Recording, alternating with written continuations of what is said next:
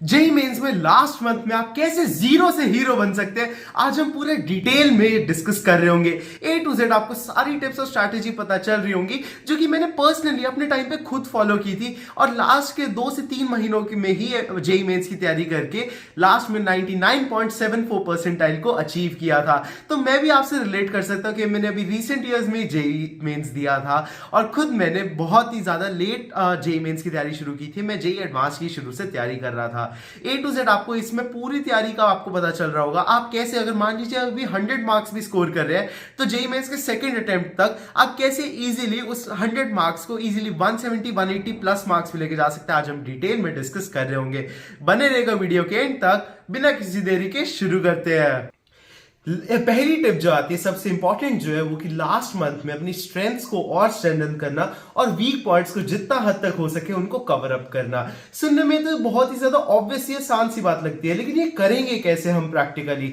वो उसका एक बेसिक चीज है मॉक टेस्ट को सॉल्व करना। जितने मॉक टेस्ट आप देते हैं, आपके जितने भी मार्क्स आ रहे हैं, आपको उन्हें मॉक टेस्ट को देना नहीं छोड़ना है। जबकि आपके चाहे मान लीजिए 300 में से अगर 70 100 मार्क्स भी आ रहे हैं, तो आपको ये सोचना कि आपके बाकी 200 मार्क्स के लिए आप उसमें से कितना पोर्शन कवर अप कर सकते हैं ताकि आप मैक्सिमम मार्क्स को स्कोर कर सके। उसमें एक बहुत ही ज्यादा प्रो टिप जो होती है वो ये होती है कि आप इनऑर्गेनिक और ऑर्गेनिक, जो कि अप्रोक्सीमेटली आपको 60 to 70% मार्क्स को कवर अप कर लेते हैं केमिस्ट्री में, उसमें तो आप फुल मार्क्स तक भी स्कोर कर सकते हैं लास्ट के 1 महीने की प्रिपरेशन में। और फिर हम बात है बाकी सब्जेक्ट्स में, तो फिजिक्स में भी आपके कुछ इजी स्कोरिंग चैप्टर्स होते हैं, जैसे जेई मेंस में इलेक्ट्रोस्टैटिक्स, करंट, इलेक्ट्रिसिटी, आपके जो लास्ट के चैप्टर्स आते हैं मॉडर्न फिजिक्स के सारे, ये कुछ आपके हाई स्कोरिंग चैप्टर्स होते हैं। अगेन सिमिलर तरीके से मैथ्स में भी आपके जो स्टैट्स जैसे चैप्टर होते हैं, ये आपके ऑब्वियसली इसमें आपके मार्क्स आने चाहिए। अगर आप इन बेसिक कॉन्सेप्ट्स को भी पक्का कर लेते हैं, तो 150 मार्क्स तो बिल्कुल जेईई मेंस में केक वॉक होती है। आप इजीली लास्ट के 1 मंथ में स्कोर कर सकते हैं। और अगर आप बहुत ही ज्यादा सिंसियरली प्रिपरेशन करते हैं, एक दिन में इजीली 12 14 16 घंटे पढ़ रहे हैं, तो आप 200 मार्क्स वाले बैरियर को भी ब्रीच कर सकते हैं। ये मेरी गारंटी, आप कर सकते हैं। और बाकी अब आते हैं हम अपने सेकंड टिप पे। सेकंड टिप जो हमारी होती है वो होती है शॉर्ट नोट्स और हैंड बुक्स। बेसिकली आपका लास्ट मोमेंट पे जो सबसे अच्छा साथी होने वाला है जेईई मेंस के लिए, वो होते हैं शॉर्ट नोट्स। अगर आपने 2 साल शॉर्ट नोट्स बनाए, तो उससे बेटर आपके लिए इस टाइम पे रिवाइज करने के लिए और कोई चीज नहीं हो सकती कि आप 1 घंटे में एक पूरे चैप्टर को रिवाइज कर लिया उससे कम टाइम में।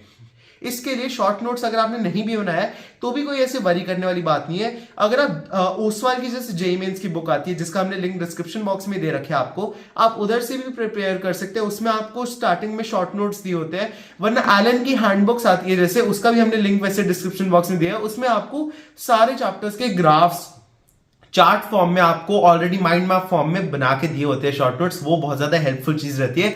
मैंने इन दोनों चीजों को पर्सनली खुद यूज करके देखा, तभी मैं आप लोगों को उस चीज को सजेस्ट कर रहा हूं। अब आते हैं तीसरी टिप की तरफ। तीसरी टिप आती है एनसीईआरटी।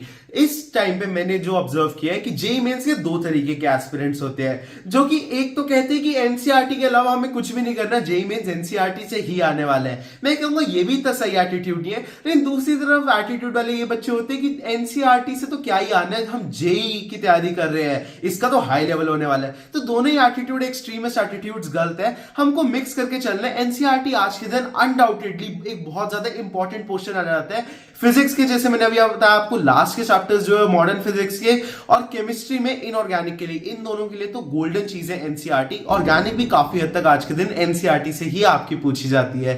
तो इसके लिए आपको एनसीईआरटी की एटलीस्ट डेली 2 आवर्स की रीडिंग तो टोटल करनी है। इसकी आपको सिर्फ रीडिंग करनी है, स्किमिंग करनी है, जो जो आपको इंपॉर्टेंट पॉइंट्स लगते हैं एनसीईआरटी में उसे हाईलाइट करते हुए चलना है, और आपके लास्ट मिनट में बहुत ही ज्यादा काम आ जाएंगे। चौथी टिप आती है, ध्यान से सुनेगा, PYPs। आपको PYQs नहीं करने, प्रीवियस या क्वेश्चंस नहीं, प्रीवियस या पेपर्स करने हैं। लास्ट में अगर आप बेसिकली 2 साल की अगर आप तैयारी कर रहे होते हैं, तो सभी आपको सजेस्ट करते हैं कि जेईई मेंस के लिए PYQs बहुत ज्यादा इंपॉर्टेंट है।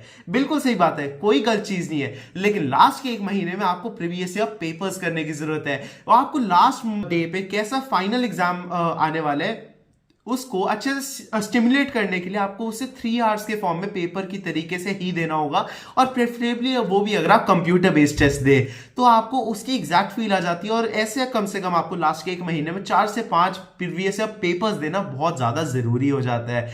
मैं आपको उसमें सजेस्ट करूंगा, मान लीजिए आप 2024 में अगर एग्जाम दे रहे हैं तो 2021, 2022, 2023 के तीनों शिफ्ट्स के एक एक दो पेपर करके देखिए, ताकि कुछ पेपर्स मान लीजिए 2022 में जो थोड़े रिलेटिवली डिफिकल्ट आए थे, 2021 और 2023 में थोड़े आसान पेपर्स आए थे। तो चाहे आसान पेपर है चाहे मुश्किल पेपर है, आपको टाइम मैनेजमेंट और लेंथीनेस पेपर की और हार्डनेस डिफिकल्टी वाइज तीनों तरीके से आप तैयार हो जाए। अब आते हैं लास्ट टिप पे, जो कि मेरे हिसाब से एक काफी ज्यादा इंपॉर्टेंट टिप है, और आपको ये करने में थोड़ी सी मुश्किल आ सकती है, लेकिन अगर ये जिसने कर लिया तो गारंटी है कि 50 to 60 मार्क्स वो आखिरी के 1 महीने में आसानी से इंप्रूव कर लेगा। वो है 200 क्वेश्चंस डेली सॉल्व करना। बिल्कुल सही।